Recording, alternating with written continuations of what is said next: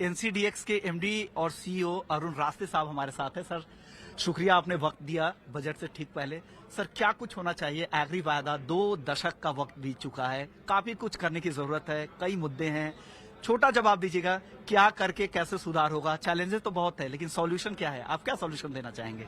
देखिए, बजट जो होता है वो तो दिशा निर्देश करता है।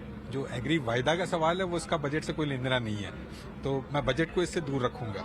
2 चीजें करनी चाहिए सरकार को आज की तारीख में। जो हमारी नीतियां हैं उसको परमानेंट, जो नीतियां हैं उनको कंटिन्यूएशन अगर करते रहें तो वो सबसे बड़ी बात होगी, क्योंकि हर साल अगर नीति चेंज होगी तो लोगों को भी उसको अडॉप्ट करना थोड़ा मुश्किल हो जाता है। तो इस गवर्नमेंट ने अभी तक पिछले 4 या 5 साल में किया है कि जो नीति बनी थी उसके कंटिन्यूएशन में चलता रहे। हम यही चाहते हैं कि उसका कंटिन्यूएशन चलता रहे। दूसरा, फोकस एफपीओ और कोऑपरेटिव वाला थोड़ा हमारा फोकस अगर बढ़ जाए तो उससे ये है कि डिस्ट्रीब्यूशन जो होता है, एग्रीगेशन जो होता है, इसमें एफपीओ का रोल बढ़ जाएगा। जहां एफपीओ का रोल बढ़ेगा अपने आप किसान के पास पहुंच जाएगा। वो आज कमोडिटीज नहीं है, कल आ जाएंगी, तो एफपीओ अगर बढ़ जाती है, उनका रोल बढ़ जाता है, तो अपने आप कमोडिटीज मार्केट में भी वो आ जाएंगे।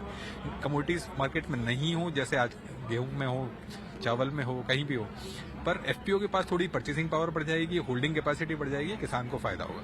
तो हमारा जो डबलिंग ऑफ फार्मर्स इनकम है, ये भी अपने आप उससे सॉल्यूशन निकल सकता है। ओके, यानी एफपीओज का दायरा बढ़े, एफपीओज की फंडिंग जरूरी है, साथ ही पॉलिसी को लेकर एक स्टेबल पॉलिसी की जरूरत है। सर, अब अगला सवाल होगा, एनसीडीएक्स पर कौन सा नया डेरिवेटिव प्रोडक्ट देखने को मिलेगा? देखिए, एनसीडीएक्स पर नया डेरिवेटिव हमने ये देखें कि पुराने जो दूसरे एक्सचेंजेस में जो प्रोडक्ट्स थे जो बंद हो गए थे, उनको हम सबसे पहले शुरुआत करने की कोशिश कर रहे हैं। तो ईसबगोल एक प्रोडक्ट है जो आयुर्वेद में यूज होता है, काफी एक्सपोर्ट भी होता है, गुजरात, राजस्थान इस रीजन में चल रहा है। तो उसके लिए हम प्रयास कर रहे हैं कि अगले 2-3 महीने में हम उसे लॉन्च कर सकते हैं। ओके सर, मूंगफली को लेकर भी काफी चर्चा है बाजार में, क्या मूंगफली का प्रोडक्ट भी जल्द आने वाला है क्या एनसीडीएक्स पर? देखिए, मूंगफली के बारे में मैं अभी इतना ही कहना चाहूंगा कि इस वक्त हम रिसर्च कर रहे हैं, पर नॉट फॉर ह्यूमन कंजम्पशन वाले स्केल में। और अगर वो सक्सेसफुल रहा, अगर हमें लगा कि बाजार में डिमांड है, सब स्टेक होल्डर्स अगर चाहते हैं, तो जरूर हम उसमें। सर, स्टील को काफी अच्छा ट्रैक्शन मिला है, लग रहा है कि आपको नॉन एग्री में भी कुछ आगे कदम बढ़ाना चाहिए एनसीडीएक्स को?